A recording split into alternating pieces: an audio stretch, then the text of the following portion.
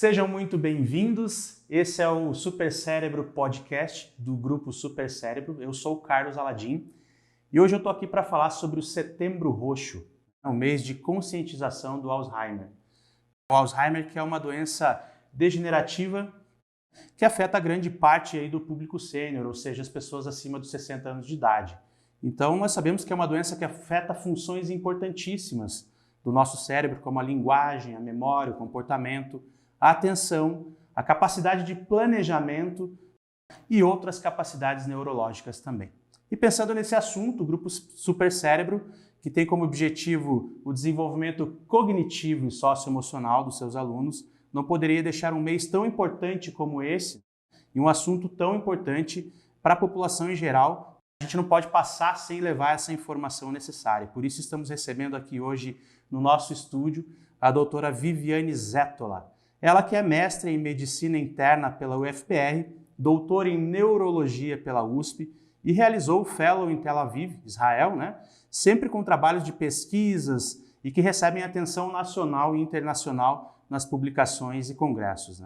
A doutora Viviane é professora associada de Neurologia pela Universidade Federal do Paraná e membro titular da Academia Brasileira de Neurologia, além de diretora científica da Associação Paranaense de Ciências Neurológicas. Além do tema acidente vascular cerebral, ou seja, o AVC, tem como foco de interesse em seus estudos as demências, incluindo a demência que acontece após o AVC. Pesquisas atuais incluem o desenvolvimento de um app, ou seja, um aplicativo, que permitirá o rastreio populacional da função cognitiva e a condução de um estudo sobre o olfato, que poderá revelar com mais profundidade a conexão entre a cognição e o cheiro das lembranças. É isso mesmo, doutora? A lembrança tem cheiro? Como é que funciona isso? É isso mesmo. A gente poderia até falar, por exemplo, que quando a gente cheira aquele bolinho que a vovó fazia, a gente vai lá atrás, trazendo essa lembrança. Quando a gente cheira alguma flor, nos traz algum momento em que a gente recebeu. Então, a gente tem, sim, todo o nosso sensório voltado para a cognição. Mas também gostaria de começar agradecendo a oportunidade de estar aqui, da gente poder falar. Esse é um mês super importante para a população, porque nós sabemos que isso impacta muito na qualidade de vida. E hoje, talvez a nossa preocupação como profissional da saúde não seja a cronologia, e sim a qualidade, que a gente tenha uma qualidade de vida enquanto a gente puder ter a vida, porque ter a sobrevivência não adianta, isoladamente. A gente precisa realmente ter qualidade. Ter qualidade. Muito bem, seja bem-vinda. A gente Obrigada. Fica muito orgulhoso de ter você aqui conosco, E para começar, pessoal, eu tenho várias perguntas, eu tenho muito para falar contigo aqui sobre Alzheimer, todo esse assunto que engloba o cérebro, enfim. E eu queria entender como é que a gente pode definir o Alzheimer. Muito bem. O Alzheimer está dentro de um conjunto de doenças degenerativas do cérebro, Talvez até eu costumo brincar que nem tudo é Alzheimer, A gente, por ele ter esse foco maior em termos de marketing, realmente, a gente acaba colocando tudo dentro desse balaio. Mas nada mais é do que uma doença aceleração do envelhecimento. Então, se eu pudesse definir isso, seria um envelhecimento acelerado do nosso cérebro. E se manifesta principalmente, mas não somente, pela nossa memória episódica, Então, ele começa com a memória episódica, que é aquela memória do que acabou de acontecer, Eu vou te falar do ponto de vista, eu acho que simbológico, a gente poderia falar que a nossa memória funciona como um muro, Então, ao longo da vida, a gente põe um tijolo, um cimento, um tijolo, um cimento. E chega um determinado momento onde não cabe mais esse tijolo ou esse cimento já não está mais ligando. Por isso que, inicialmente, a gente tem uma dificuldade da memória recente, da episódica. E mais tarde, a doença de Alzheimer vai fazendo buracos nesse muro. E aí nós começamos a desconectar mesmo com as nossas lembranças mais remotas. Muito melhor imaginar, né, com essa sua analogia, essa forma de explicar, fica muito mais fácil de a gente entender o que de fato é o Alzheimer, né? E como é que é para a família, né, para esse paciente de Alzheimer, quando a gente tem a notícia disso? Como é que funciona na sua experiência? É algo difícil de cara, né? Imagino que deva ser muito complexo. A gente vem tendo uma longevidade que todos os, né, acho que não precisa nem estudo científico para descobrir que nós realmente estamos vivendo mais. E com isso a gente tem tido cada vez mais o diagnóstico, né? É até motivo para a medicina de dificuldade entre distinguir o que é o envelhecimento normal, que nós estamos passando dos 85, dos 90, dos 95, né? Aonde a degeneração, semelhante com a pele ou com qualquer outro órgão, acontece, né? Mas a família normalmente tem uma dificuldade maior no cuidado, né? Porque é possível entender esse aspecto do envelhecimento, mas a dificuldade cultural, social e até econômica do cuidado é o nosso grande tendão de Aquiles quando nós estamos diante desse paciente. E aí eu acho que não é só o médico, né? É o médico, é o psicólogo, né? É o nutricionista, é o fisioterapeuta que vai auxiliar, ou seja, eu acredito num time, né, de atendimento, inclusive escolas como a de vocês, que procuram prolongar, reabilitar esses processos que infelizmente nós não temos muito como evitar, né? E o que de fato acontece com o cérebro de alguém que tem esse sintoma de Alzheimer, né, o que é diagnosticado? Como é que funciona fisicamente? O que acontece com o cérebro da pessoa? Tá. Eu vou ter que falar algumas coisas um pouco médicas, mas assim, vou tentar organizar que o envelhecimento cerebral, ele cria algumas placas senis. Ou seja, você é mais novo do que eu, então eu tenho mais placa do que você. Alguém mais velho do que eu tem ainda mais placas. A gente chama isso de placas de amiloide, tá? Então, quando a gente vai acumulando as placas de amiloide ao decorrer do tempo, nós vamos criando essa dissociação cognitiva. O que acontece com Alzheimer é que essas placas de amiloide se depositam rapidamente, não seguindo essa cronologia do tempo. Por isso que é uma doença que acelera, né, o nosso envelhecimento. Mas paralelo a isso, então são duas fisiopatologias diferentes. Então, além do acúmulo precoce dessas placas, nós também temos o acúmulo de outra proteína, chamada de proteína tau, que ela vai, vamos colocar assim, degenerando o neurônio, né? Então, eu tenho dois processos andando paralelos e que deveriam acontecer numa idade mais avançada. Por isso que alguns dos testes diagnósticos hoje, precoces inclusive, pode ser a gente utilizar um exame de imagem mostrando o quanto que nós temos dessa placa de amiloide lá e comparar com a população da mesma faixa etária. Ou então perceber quanto dessa proteína que o neurônio ao longo da vida também vai sendo degenerado, se eu não estou com essa degeneração um pouco mais precoce, e isso a gente pode ver, por exemplo, num exame de líquor. O líquor é aquele líquido que banha todo o nosso cérebro, toda a medula. Nós mulheres ou vocês homens, quando vão fazer uma anestesia, que a gente recebe uma agulhinha nas costas para colocar o anestésico, ao lugar de a gente botar o anestésico, a gente colhe um pouquinho desse líquido. E nesse líquido estão todas as informações. E eu, por exemplo, na minha idade, eu deveria ter, vamos supor, uma quantia tal de amiloide nesse líquido, né? Porém, se eu colher esse líquido de um paciente com Alzheimer, na hora que eu vou ver essa quantia de amiloide, ela está muito baixa. Ou seja, onde que ela está, esse amiloide? Está se acumulando lá em cima. E ao contrário, na hora que eu vou colher nesse líquido a proteína tal, eu espero que esteja numa determinada quantia, e aí tem muita proteína tal, também comparado com a faixa etária.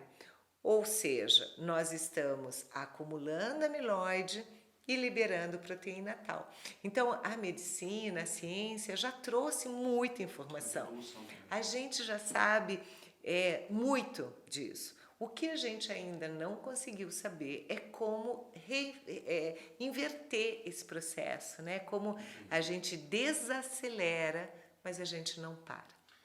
E os sintomas, né? Eu ouvi falar que os sintomas eles começam a aparecer muito ali depois dos 60 anos, né? Quais seriam esses sintomas? A gente consegue perceber talvez antes alguém que tem uma disposição, uma predisposição a ter Alzheimer? Muito, muito boa essa pergunta, porque a gente tem digamos, esse corte cronológico de 60, mas a gente pode já fazer um diagnóstico muitas vezes mais precoce do que isso. E outros vai só aparecer mais tarde do que isso. Então, uma média. Eu diria para você que a queixa da memória é uma das principais, né? Lógico que a gente começa a se preocupar quando a gente esquece a chave, né? Chega em casa, não sabe onde está a chave, né? Ou a gente encontra um amigo né, um conhecido e não lembra o nome, né? Às vezes é o dia a dia mesmo. Exato. Então, muitas coisas estão associadas a essa queixa. Então, essa queixa ela não pode ser totalmente um sinal, uma preocupação, né? Porque senão nós vamos criar uma ansiedade em cima disso. Por quê? O estresse de hoje, né? A gente está com uma sociedade mais estressante, uma sociedade que demanda mais, né? Tem cada vez menos tempo para fazer as coisas. Cada vez menos tempo, né? E nós estamos com uma gama de locais de informação que a gente não consegue assimilar. Vem informação pelo celular, por isso, por aquilo, né? Então, mas eu diria para você que a gente vai pensar em Alzheimer como médico na hora que essa demanda dentro do consultório não vem só da memória.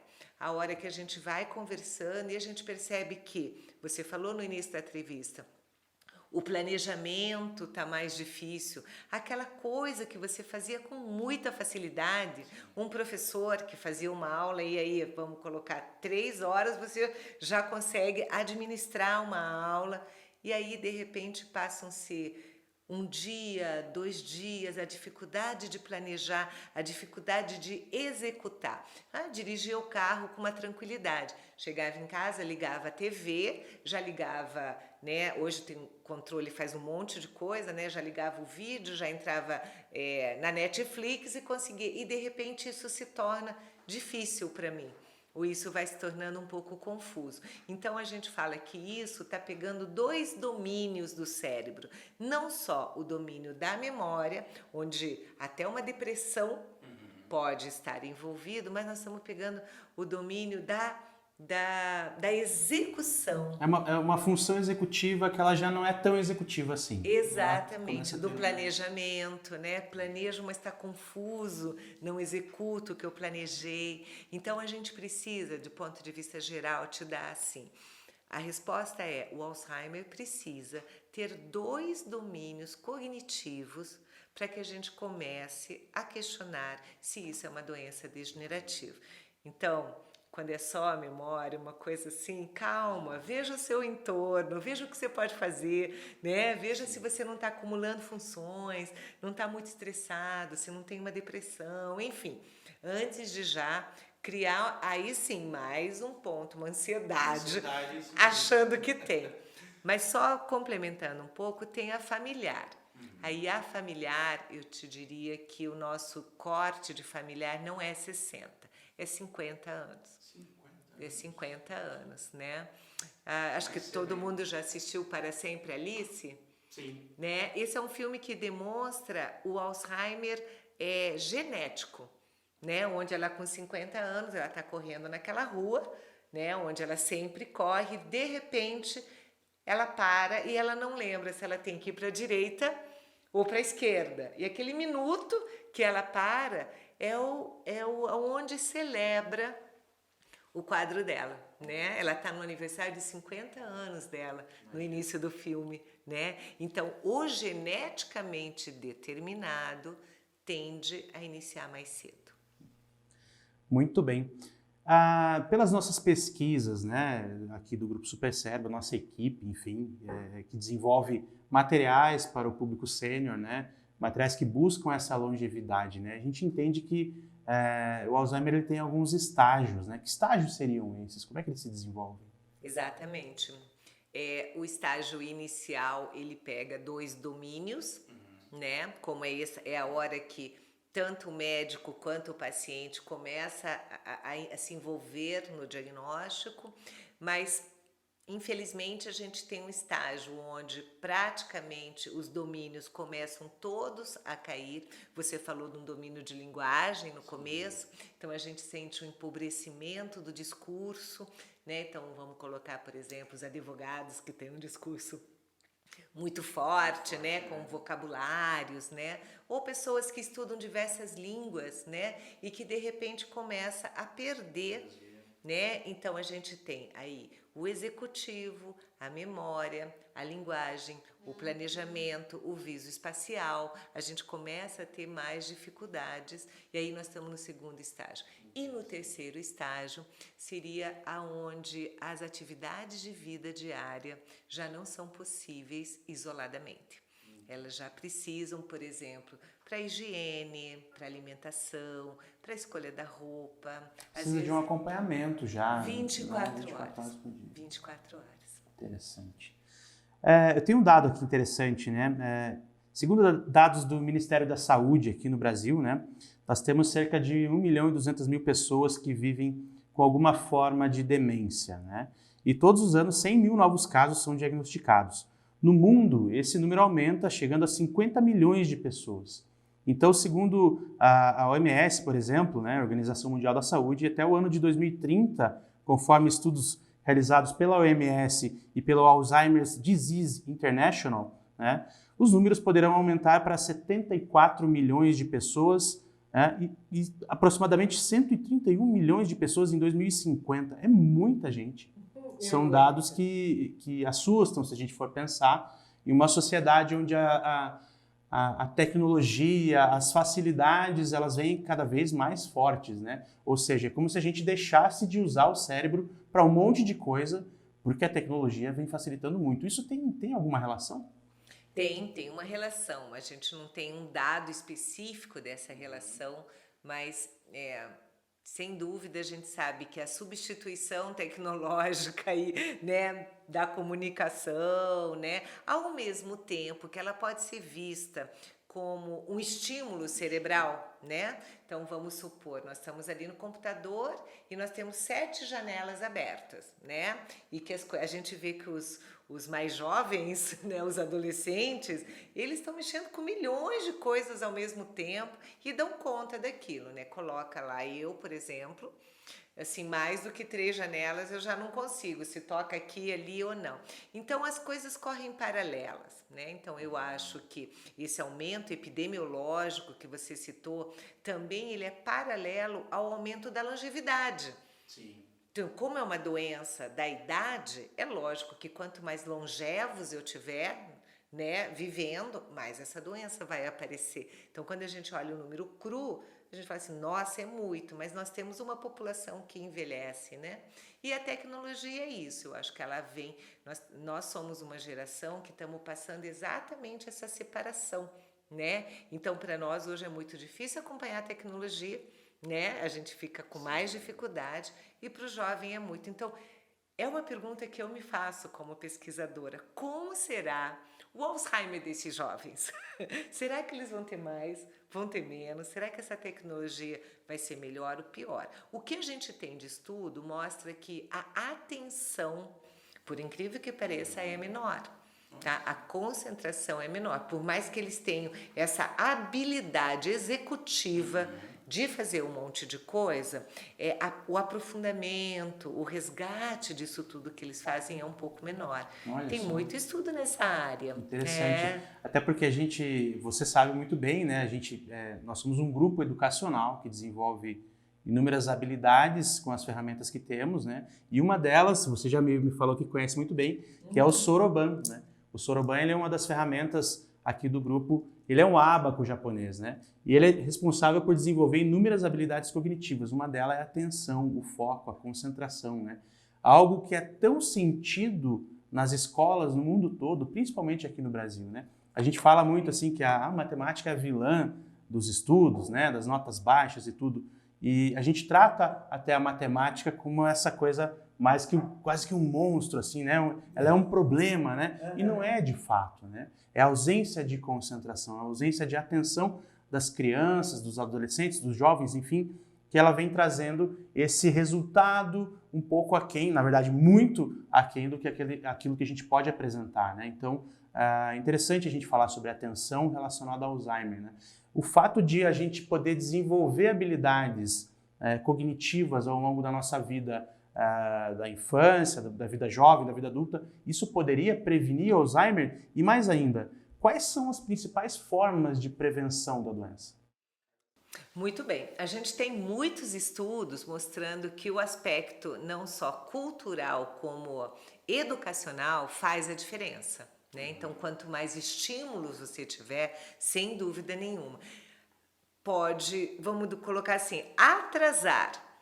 Infelizmente, hoje a gente não fala de cura, né? E a prevenção seria para aquela doença que a gente pudesse realmente evitar, né? Então, assim, a prevenção e a cura são duas palavras meio complicadas do ponto de vista médico.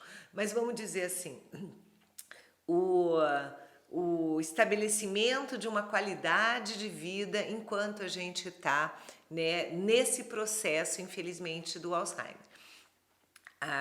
Se a gente colocasse assim, para ter uma memória adequada, antes da memória, eu preciso da informação, né? Eu preciso que uma informação seja dada, que essa informação seja atentamente olhada, que ela seja, do ponto de vista de concentração, concebida dentro do cérebro, para daí ela virar uma memória. Quando a gente, depois que ela vira uma memória, eu tenho que ter uma atenção, né? Esse processo todo é de atenção, e aí eu vou recuperar essa memória, né? Então, esse processo antes inclui, sem dúvida nenhuma, processos de reabilitação. Né? Então, nós vamos fazer aquela pessoa aposentada, que já está um pouquinho ali mais né, na tranquilidade, a gente vai trazer um pouco de exercício mental para ele, né? Infelizmente, eu não posso te dizer que isso vai evitar. Que vai evitar, mas que ele pode ser que retarde, que vá atrasar de certa forma. Com certeza atrasa, né? A atenção.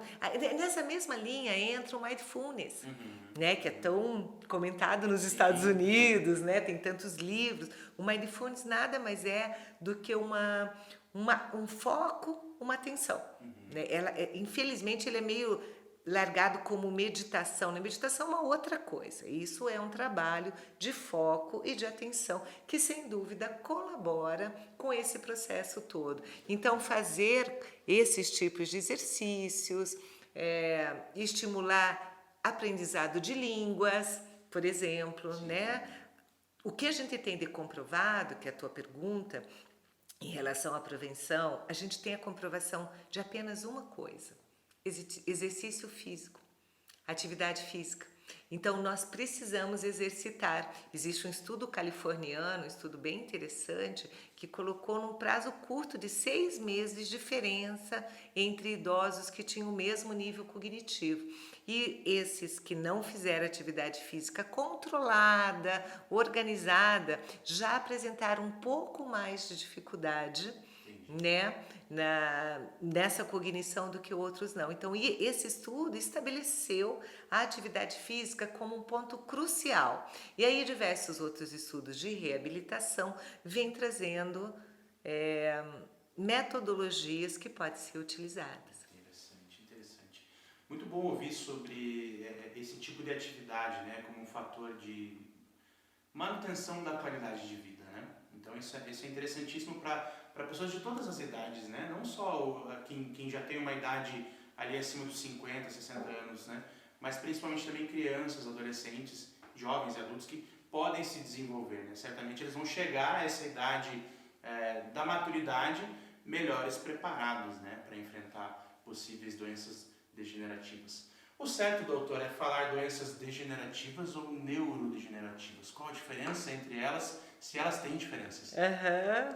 Legal essa pergunta, porque quando a gente fala doença degenerativa, a gente inclui quase que o organismo como um todo, né? Então, talvez falar neurodegenerativa seria que o princípio dessa doença é do sistema nervoso, seja central, periférico, né? Mas a degenerativa, ela acaba englobando a outra parte, né? Então, mesmo que tenha começado, o Alzheimer tenha começado, né, no cérebro, nós vamos ter comprometimento do músculo, nós vamos ter comprometimento da marcha, de diversas coisas que realmente vão compor essa doença degenerativa como um todo. Bom, eu tenho algumas perguntas aqui, eu tenho certeza que algumas delas já foram respondidas ao longo da nossa conversa e eu vou tentar trazer agora uma questão no seguinte sentido, né? A gente já falou sobre exames, né? Eu vou mudar um pouco o sentido dessa pergunta. Existe algum exame de rotina que as pessoas façam em que algum detalhe que o médico possa perceber assim, eu falo, essa pessoa pode ter Alzheimer? Existe isso? Como é que funciona? Eu poderia perceber em algum exame de rotina meu, daqui a alguns anos, ou agora, enfim, que eu possa ser alguém que tem essa disposição, essa predisposição a ter Alzheimer? Sim, nós temos exames, porque a gente tem, vamos dizer assim, a gente tem que excluir que essa queixa subjetiva de distúrbio de memória não tenha uma outra causalidade, né? Então, quando alguém vem com uma queixa de memória, nosso primeiro ponto é excluir. Então, a gente faz uma ressonância magnética, né? E essa ressonância magnética, inicialmente ela pode excluir, mas por outro lado, ela já pode mostrar que o teu grau de atrofia, que o teu hipocampo está ali um pouco mais atrofiado do que deveria para aquela faixa etária. Então, existem os marcadores de imagem. E existem também os testes neuropsicométricos, que são feitos, na sua grande maioria, por neuropsicólogos, que te coloca numa testagem mesmo, né? Tentando ver como que você funciona com as habilidades fisioespacial, com as habilidades cognitivas, com as habilidades de linguagem, né? Com a orientação espacial, com a orientação temporal. Então, a pessoa fica ali na frente fazendo diversas respostas, trazendo ali, e isso é comparado também com a faixa etária, porque tudo é comparado com a faixa etária, né? Então, quem tem esse tipo de queixa, quem tem história familiar muito próxima, pode fazer. Lembrando que você faz esse teste, mas ele vale para aquele momento, né? Eu estou fazendo o teste em você hoje, então, assim, eu sei que hoje você não tem. Ah, mas daqui a 5 anos ele evoluiu. Ah, pois é. É uma fotografia. Exatamente, é uma fotografia. Então, o ideal seria que essa fotografia fosse retirada ao longo do tempo, né, na percepção individual disso estar indo ou não para frente. Mas nós temos tantos estudos, eu sou uma otimista. A gente tem muita pesquisa para tentar fazer um tratamento de cura realmente, um tratamento direcionado à liberação daquelas placas amiloides, à diminuição daquela degeneração neuronal. Acho que talvez eu não pegue, talvez você, mas os seus filhos com certeza. Se Deus quiser, a ciência está aí, nós vamos ter acesso a esse tratamento, vamos ser otimistas. Isso nos leva a uma das nossas últimas perguntas aqui, né? É muito bom ouvir isso, né? Hoje, eu teria uma pergunta para você aqui, Alzheimer tem cura? Não, a gente sabe que não tem hoje, né? Você acabou de me responder isso. Talvez meus filhos, né? Talvez minha filha vá ter acesso a isso, né? A população como um todo, enquanto ela chegar nessa faixa etária. Mas hoje, em termos de tratamento, hoje, o que nós temos quando alguém é diagnosticado com um sintoma de Alzheimer ou Alzheimer? Como é que funciona isso na prática nos dias de hoje? A prática inclui o uso de medicação, tá? Então, eu diria para você que nós temos hoje medicações que vão ajudar nessa desaceleração desse processo, né? Então, a gente tem 3 possibilidades de anticolinesterásicos, que são drogas que vão trabalhar com essa placa amiloide, e nós temos mais uma que seria um inibidor de NMDA, que vai fazer com que essa excitabilidade da morte neuronal não ocorra tanto, né? Então, cada paciente responde de uma maneira diferente, né? Mas, sem dúvida, além das drogas que a gente tem disponível e que talvez faça com que esse processo que antes era 5 anos, 10 anos, a gente já não tinha essa pessoa na convivência familiar. Hoje a gente vai a 15, a 20 anos. Esse prolongar já é o suficiente para essa pessoa, às vezes, morrer, vamos dizer assim, de outras coisas e viver com a qualidade esse tempo. Mas a gente não pode esquecer, e aí entra você, que paralelo ao tratamento farmacológico, a gente tem o tratamento não farmacológico, que é os estímulos, que é a atividade física, que é um bom convívio familiar, que é a felicidade, né? Que é viver com qualidade, né? Que é viver com qualidade. Que bacana. E a gente fica muito feliz em ouvir isso, né? Eu posso falar por uma experiência de 8 anos do Grupo Supercérebro, que nós fazemos isso, essa área do estímulo, né? O estímulo cognitivo através do Soroban, o estímulo socioemocional através dos jogos de tabuleiro, né? Nós entendemos essa pesquisa com relação ao socioemocional em Harvard, né? Através do nosso CEO, nosso diretor, professor Ricardo Lamas, que esteve com Howard Gardner muitos anos atrás, né? Em uma pesquisa que falava sobre o futuro da educação, ou seja, o Future of Learning, né? O que seria isso? Seria esse desenvolvimento de habilidades socioemocionais. E a gente foi experimentando isso, vivendo isso diariamente, né? E entendendo que o público sênior também é um público muito ativo, né? Um público que necessita desse estímulo constante das áreas cognitiva e socioemocional. Então nós temos também o Grupo Supercérebro desenvolve materiais para a área sênior, né? Materiais de estimulação cognitiva, além de jogos de tabuleiro, além de Soroban, né? E muitas outras atividades que temos aqui no grupo, né? E eu fico feliz em poder ouvir de uma especialista que esses estímulos também fazem parte dessa manutenção da qualidade de vida, né? Porque eu entendo que quanto mais qualidade de vida temos, quanto melhor a gente leva a vida, mais preparado a gente chega nessa idade onde a gente é mais maduro, né? Na maturidade ou no sênior, como as pessoas entenderem melhor, né?